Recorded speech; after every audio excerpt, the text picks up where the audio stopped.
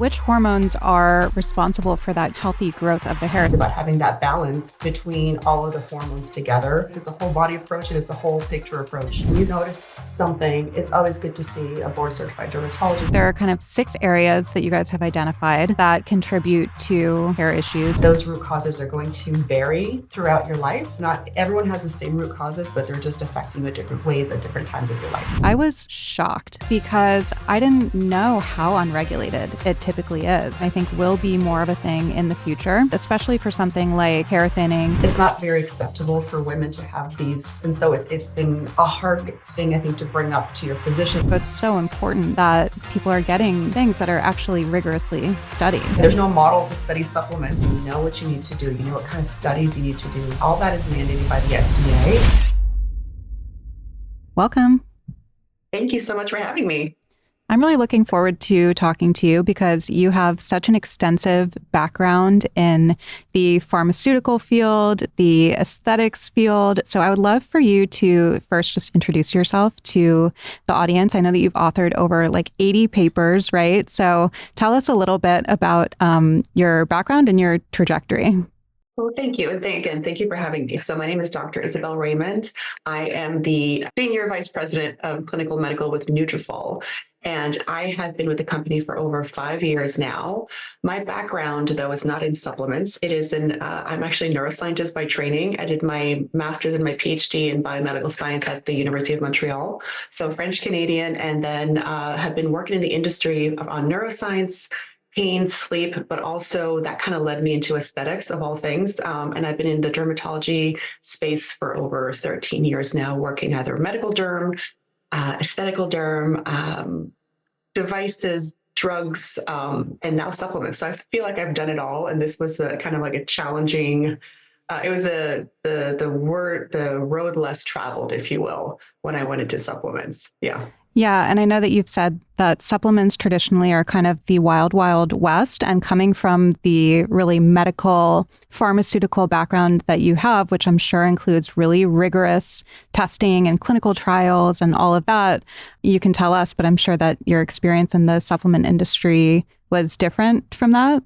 Absolutely. No, and it kind of also made me hesitate to join this area, which, again, you just said, having this background, everything being regulated, you know what you need to do, you know what kind of studies you need to do, all that is mandated by the FDA. Even for lasers and things like that, it's cleared by the FDA, but you still have to provide information, and it's very well laid out what you need to do as a company to get products approved or even tested. When it comes to supplements, there are regulations, but not really in terms of efficacy and how to conduct your clinical studies, if at all. So applying that, understanding where I could fit in and what I could do in this space. At the beginning, I wasn't sure how I would fit, but I feel like we've really brought a lot of that credibility from that world into supplements. Yeah, I've had other supplement founders on my podcast. One in particular that I'm thinking of is Kat Schneider from Ritual. Yes, I listened to that. To that one. Yeah.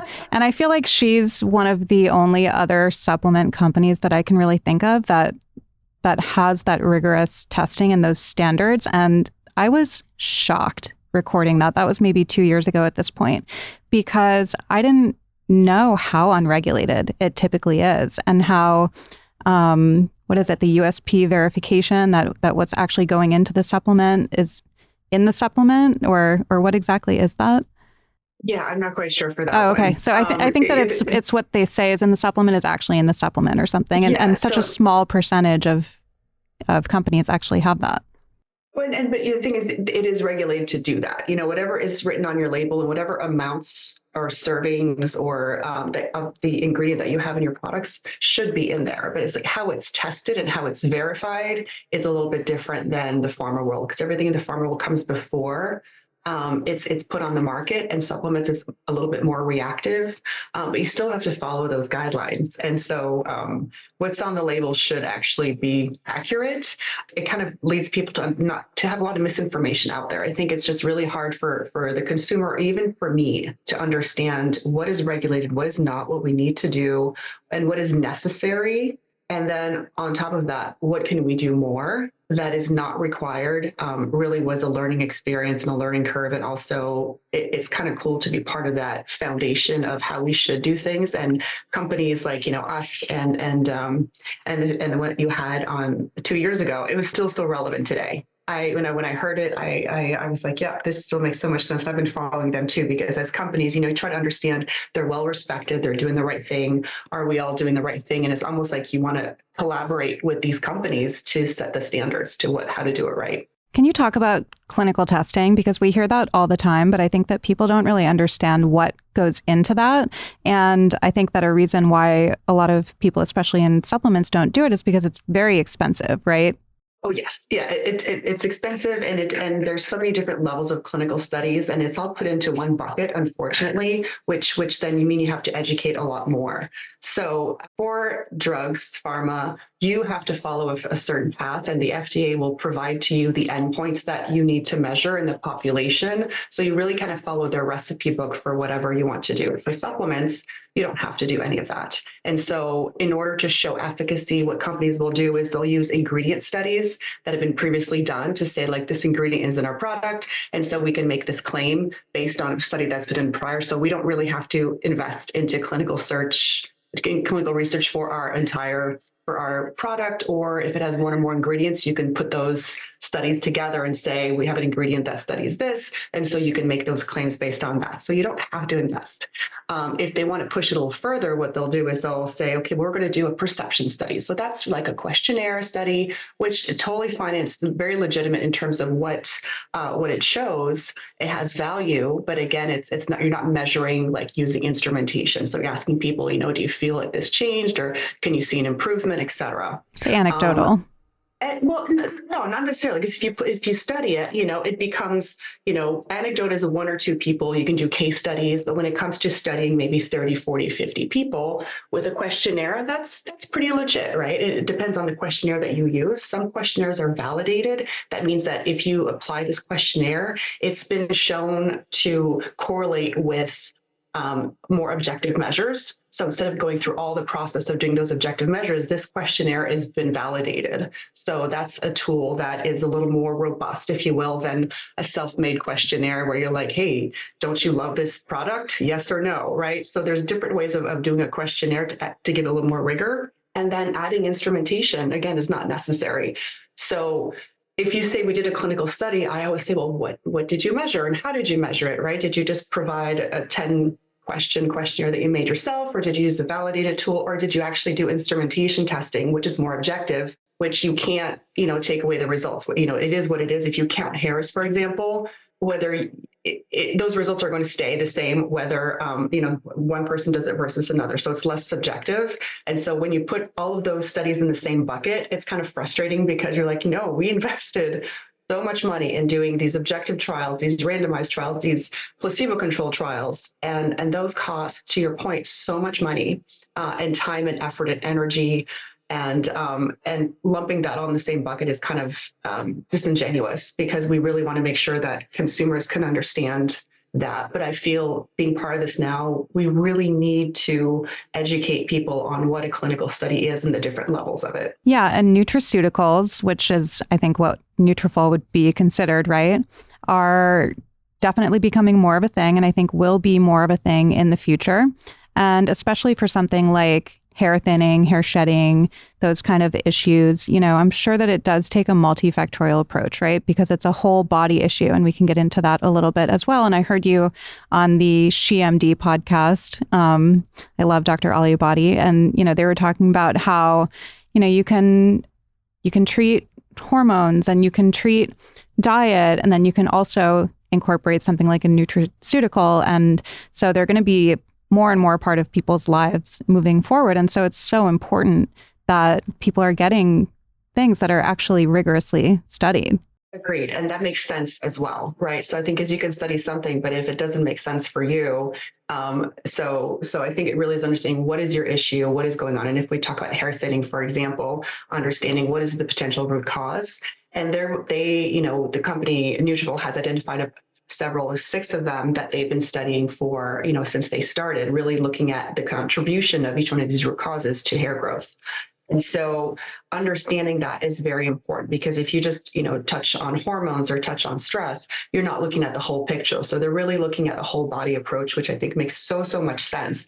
But knowing too that those root causes are going to vary throughout your life, right? Throughout your life stage, throughout, if you're postpartum, or if you're menopausal, or if you're a man, woman, will also have different root causes in terms of how we address them. And so it's a smart approach, but also tailored, because everyone has the same root causes, but they're just affecting it at different ways at different times of your life. Yeah, and I feel like hair issues, especially thinning, shedding, things like that, have commonly been attributed to men, right? And so many women struggle with it, especially as we go throughout our lives and hormones are fluctuating, and that really affects it. So I would love to talk a little bit about like the hair growth cycle and how that changes throughout our lives.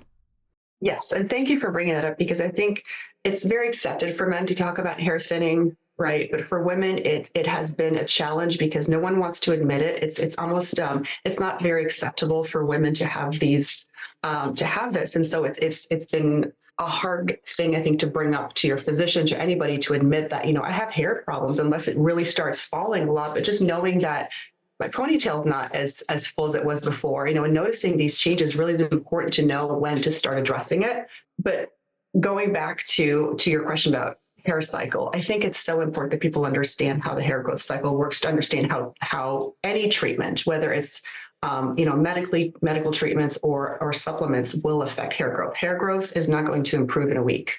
It's not. It just can't, because the hair growth cycle is very long. So there's three major cycles, if you will. So there's the anagen phase of growth. That's your growth phase. That's when your hair is being fed and it grows. And that can last 2 to 7 years, right? Because we want hair to grow longer. The longer it grows, the longer it's been in that stage. And then it goes into a catagen phase, which is kind of like that resting phase in between telogen. And it's a few weeks. There's only a few weeks where the hair follicle will detach from the bulb. And then you go into a telogen phase, which is about a few months it will last. And that's when your hair eventually will fall out, right? And so it's normal to have hair fall out on a regular basis, but every hair follicle is not in the same phase at the same time. Otherwise, you'd be losing all your hair at once, right? So every hair follicle is almost like a little independent organ that grows at its own pace. And so what we want to do is we want to stay in anagen as long as possible to grow that hair. And when we are in telogen, or we have a time where anagen, we go straight into telogen, that's also a problem, because then we'll start losing a little more hair at the same time. And so we want to have that balance, and understanding that all the root causes can affect that growth cycle is important to know. And understanding that when you're pregnant, for example, if and a lot of pregnant women will experience this, is your hair is so much thicker and fuller during pregnancy, because you're stuck in that anagen phase, because of hormones, because of all these other factors happening to you. And when you give birth, eventually those hormones kind of go down, and you can have a sudden shedding, right, of all that. So that's all related to hormones and related to the stress that you had. And that's a very different phase than your normal life, if you will, as a woman, or if you're menopausal, which is a completely different picture, because now you're going on a roller coaster of hormones, and that will also affect that growth phase or that telogen phase. Yeah. So which hormones are responsible for that healthy growth of the hair? Is it estrogen? I also know that drugs like spironolactone, which suppress testosterone, androgens, yes. Those can help hair growth as well, right? Well, it's not as simple as that, because it's also about the balance. It's about the balance of all of it. And when you're an androgen, yes, estrogen, progesterone will help you through that.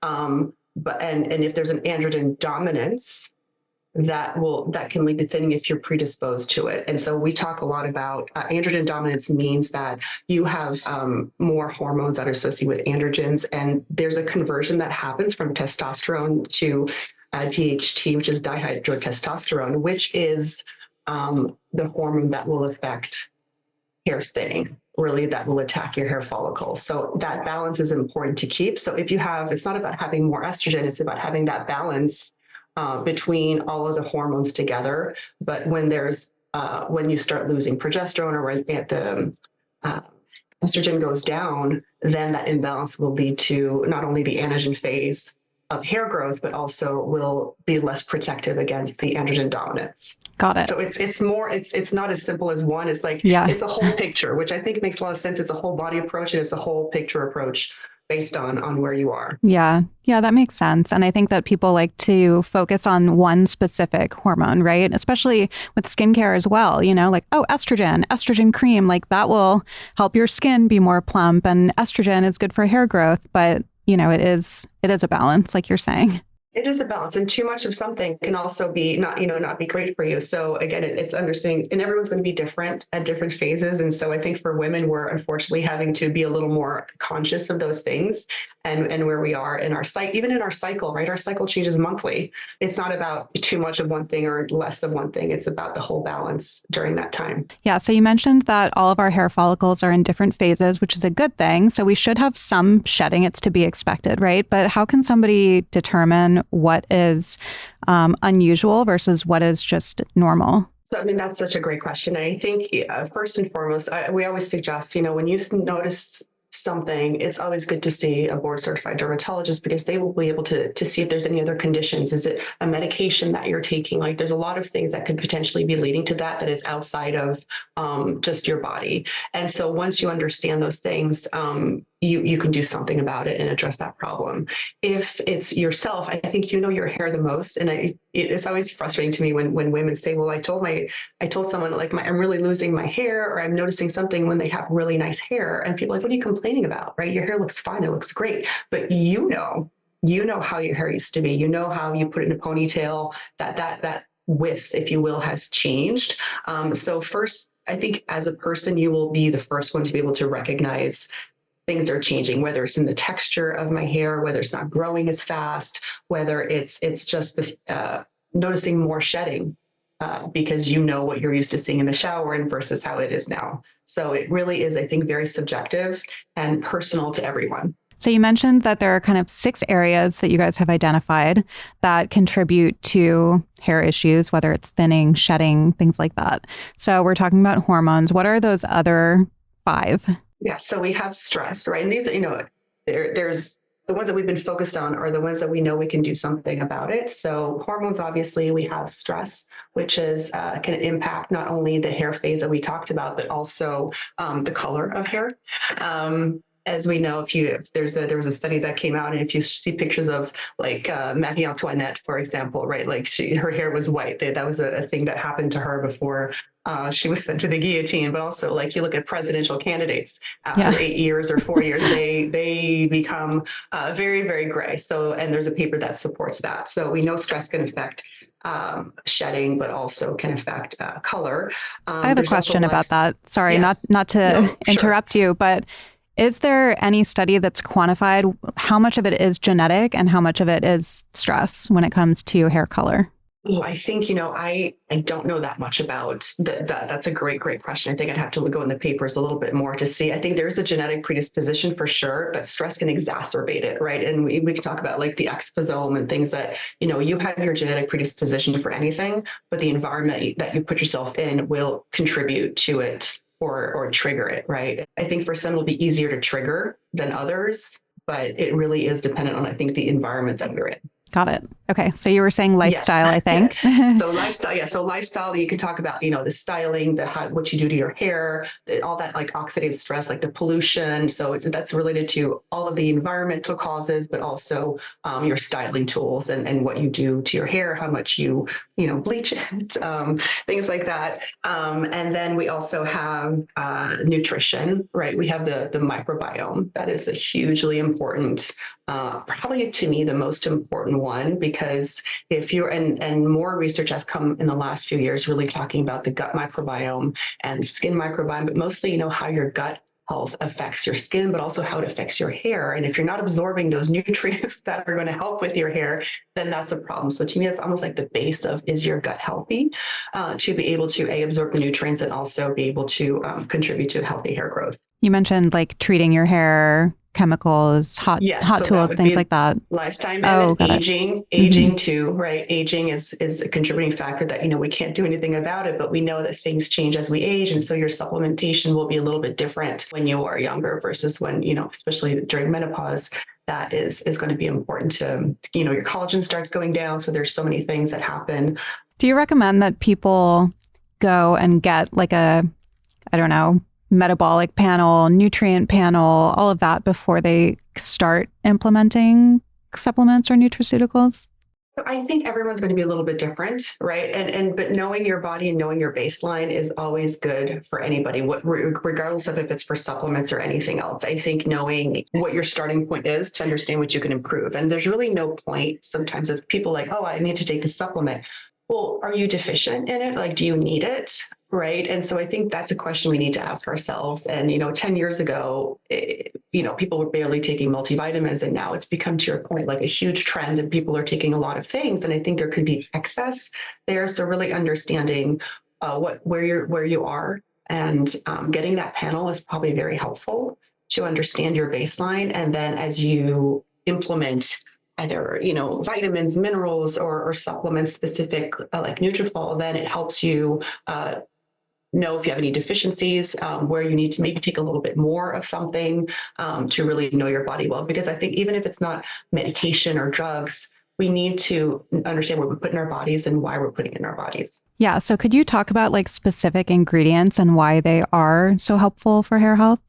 Yes, and so the way Nutrafol was designed was really looking at those root causes and finding ingredients that would have shown benefits to this root cause. So, for example, saw palmetto is an ingredient that has been shown to help with hormones, right? It helps with that conversion of DHT that we were talking about earlier. And there are studies that have shown alone saw palmetto can help with hair. Stress. There's really no medication for stress. There's lifestyle changes. There's, meditating. It's a lot more of a physical thing that we do to ourselves than to take something. But ashwagandha is a stress adaptogen that has been shown to be able to reduce cortisol, which is a marker of stress. So understanding that you can take something like that and really help with that root cause. We have vitamin E, like tocotrienols, that are antioxidants, right? All these things to help with that lifestyle and oxidative stress to address that. And there's actually data on that ingredient that it helps with hair. But the way the founders put these together is, yes, there's maybe some data on these ingredients to help with hair, but altogether there was nothing. And so they really wanted to look at not only the contribution of those ingredients for the root cause, but will it grow your hair? Right? Because that's the ultimate goal is to help with hair growth and not just address the root cause. But by addressing the root cause, you're addressing then your hair and the quality and the growth. Yeah. And I could be wrong. So if I am, we can cut this out. But your studies have been done on the entire formulation, not just the specific ingredients, right? Correct. Mm-hmm. Correct. Yeah. Yes. But the science behind it is important too, because you're not just going to throw an ingredient, just, oh, this must help with this root cause. It's like it had studies on it to begin with too. And if it didn't, then it's like, it's good for this root cause. And we could have stopped there. We could have, just said, we have enough information to be able to make claims, because it's at the right amounts and all of those things. But they wanted to push further and say, does this make sense? And how will it convert to a clinical endpoint of hair growth and hair quality? Was there anything surprising in those studies, like in a good way? Well, I think the fact that, oh my God, like this actually works, because I think for supplements, people are just so, I don't know, either you're a huge supplement person or you're a skeptic. And I think the skepticism was so, I think it had been ingrained in us that we were like, oh, and we didn't know how much to expect in terms of results. Because if you think about it, if you do a drug study, for example, on someone who has hair loss, and you're looking at an alopecia and you're giving a drug, you're starting with someone who is in a disease state, and you're looking to improve their disease state back to normal. With a supplement, you're there to help with structure function, to be able to see, like, how will this improve my body function? And you're starting from a relatively normal level, and how much better can you get? And so it really is a different way of approaching it and looking at it in terms of like, this is not a disease condition. This is not like a full hair loss. So to us, it was like what are we going to see and how much growth are we going to see and how much is the quality going to change, because we can't compare it to a drug, for example. You mentioned earlier counting actual hair strands or follicles, or what was it? Yeah, so for usually for studies, again, there's no model to study supplements, and so you have to borrow from the drug world of like, how is this done and what are the endpoints that matter to dermatologists? Because we work with this channel a lot. They are our partners to be able to recommend it, and so the drug studies that are done, like noxyl finasteride, anything uses phototrichograms, and what you do is you go in the same area, you pick an area somewhere. Let's say here for women, it's here sometimes, right at the temple, and then you tattoo to make sure you go back in the same spot all the time. And then you take a picture, and the picture is about 1 centimeter by 1 centimeter, so pretty small. And you go back to the area, so it's a small camera that will take a picture.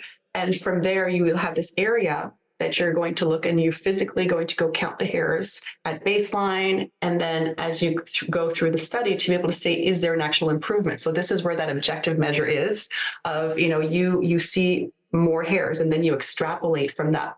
Then, from this little area, we saw so much more hair growth. And so that just extrapolates to the head.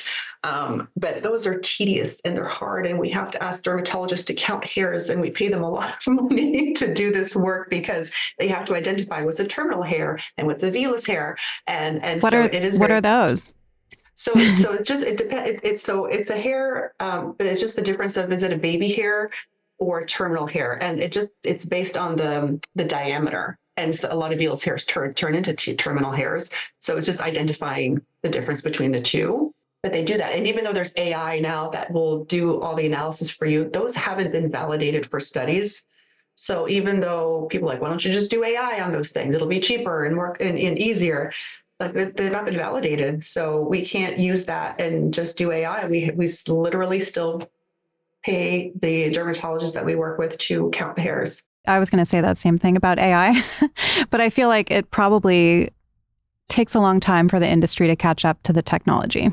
Yeah, and new technology comes out and it's great, but when there's still error, and you don't want to just depend on that. I think it's tools that are used in clinic a lot, which is great, because again, you're not trying to do a study with it and really show rigorous results. You're trying to show improvement, and it's okay if it's off. Right? It's fine if it's like maybe 10% off or 15% off, but for a study, we can't afford to be inaccurate. So we have to be very precise on how we do things. Are there any common myths that you see when it comes to hair growth? I know that a lot of people focus on, topicals and what you're doing to the actual hair itself. I know that scalp health is a big thing now, and I know that you guys actually have a product for that. Is there anything else that comes to mind for you?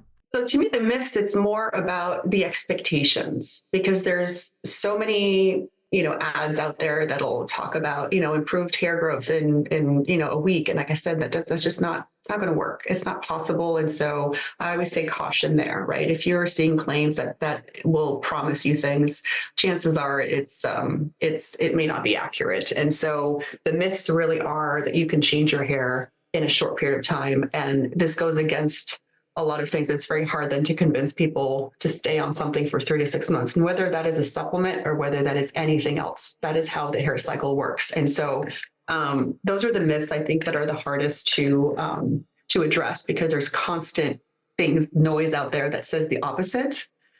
So we're constantly fighting that. And people like instant gratification.